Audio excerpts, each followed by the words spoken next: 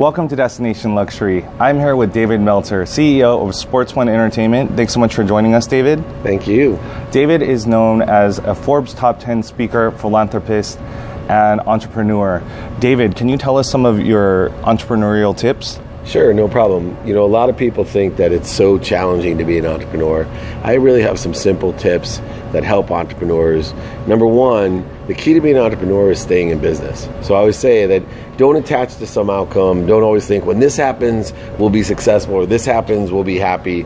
Simply stay in business each day. Meaning your first goal should be make sure and secure your position for tomorrow, because all entrepreneurs know and all small businesses know that we evolve. Whether you're Snapchat and you evolve to $1 billion in 8 months, or whether you're Wonder Bread that evolves to $1 billion business over 100 years, if you stay in business every day, you have that lottery ticket to become a successful business. So what are some tips in staying in business? Great question. Number one, surround yourself with the right people and the right ideas. So the biggest piece of advice that I give to stay in business is to ask for help. Understand, the reasons, impacts, and capabilities of what you're doing, and with those capabilities, find the people that have the situational knowledge for what you're looking for, and simply ask for help. Put yourself in the position that if somebody would ask you for help for something you're capable of doing, would you do it? And the answer usually is yes. So I find that most entrepreneurs that stay in business and that evolve to being successful are the ones that actually counterintuitively get out of their own way, use humility, and ask for help from a multiple of people that can help them understand and not have to pay the dummy tax that the previous generation has paid. What was one of your first businesses and how did you start it? So for me, one of my first businesses was actually the world's first convergence device, better known as a smartphone today. So it was the world's first Windows CE device, and I asked for a lot of help. It was Samsung's first manufactured phone, and I was CEO of that company. We raised a lot of money, and soon Samsung became the second largest manufacturer of phones in the world. But it wasn't through a lot of struggles, tribulations. A lot of people thought in 1999 that the phone was too big and too expensive. I always say the biggest problem with the first phone that we had was it was too early. Because today, phones are much more expensive and even bigger than they were. Oh, definitely. Remember the movie Zoolander when he has this tiny little phone? Yeah. That was so hilarious. Yeah, no, and there's been so many different, you've been to Asia, so you can still see the future of different phones, clamshells and flip phones. One of my favorite stories is that when I was working with Samsung, we got offered the form factor for what was the Razr phone. And I begged them to take that form factor. It wasn't expensive to license. I said, this phone's going to work in America. And they did not like it in Asia. They did not like it in Korea. And sure enough, Motorola licensed the form factor to the Razr, and it became the #1 selling phone in the world. Amazing. So David just launched a new product. It's actually an app, and it's a virtual gift bag. And what this does is it connects sponsors with clients of major golf tournaments and events. Can you tell us about your product? Yeah, so the biggest hole in sponsorship and advertising that I found, and you guys will know this from being a publication yourself and a media company, is that we never have a direct ROI for our sponsors and advertisers. So I started thinking, what if I was able to track who was engaged with that sponsor, and how better to do it than incentivize them in 3 ways. One, incentivize them through advertising and marketing to come to an event, no matter what size it is. It could be the Super Bowl, or it could be a small little golf tournament or a charitable gala, or engage them at the event, utilizing advertisings or gifting, and then also thank them for coming to an event. And through the process of offering them gift cards and every company from Dave & Buster's to DoorDash to Chick-fil-A to Trendy Butler for clothes, by offering them gift certificates and offers from those companies, we get them to redeem and signify what they're interested in. Even if they don't actually go back to the store or the website to buy it, the company at least knows that I'm interested in Trendy Butler or Circus or Chick-fil-A. One of my favorite stories is I've been going to Laker games for years, been blessed to share my seats with Diane Cannon right on the floor. Well, on the back of the ticket, it's always said that if the Lakers score over 100 points, you get 2 free tacos for Jack in the Box. I'm a huge fan of Jack in the Box. I have 4 kids. I've never redeemed the ticket once. But the disadvantage for Jack in the Box is they haven't known for the last 30 years that I am a big Jack in the Box fan, what if they would have my information, know that I'm interested, even though I've never redeemed the ticket, I've gone to Jack in the Box a ton of times, and if they were utilizing marketing funnels and advertising targeted towards me, they probably could increase the frequency that I go to or recommend Jack in the Box to people. And one of the major problems in gift bags is that when you have physical products, they're so hard to take care of, so hard to track.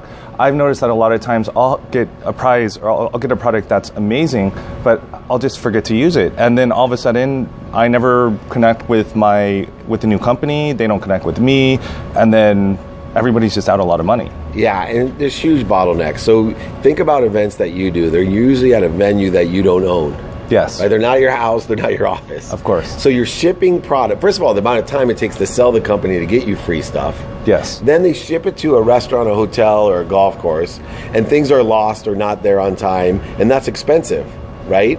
And then you have to take it out of the boxes, and usually at union labor wages, and put them into bags or boxes or lunch, right, into carts or wherever it may be. And then you have to distribute it at the event. And then when you finally get at the event, how many times do people leave it there on their chair? Or you can't take the items on the plane. Yes. Or you're going out after the event, so you're stuck because you want to take it, but you forget it in your friend's car, you leave it there because you can't take it into the club. There's so many different bottlenecks that we resolve via the virtual platform, because now not only can I make that all efficient and effective, but I can give gifts that you could never give before. For example, there's a lot of food events that utilize this. What if I wanted to give $300 worth of wine to you? Then I would take it. You would, except for if you had to carry around those bottles all night. No, and then you couldn't take them on a plane. Then you had to ship them home.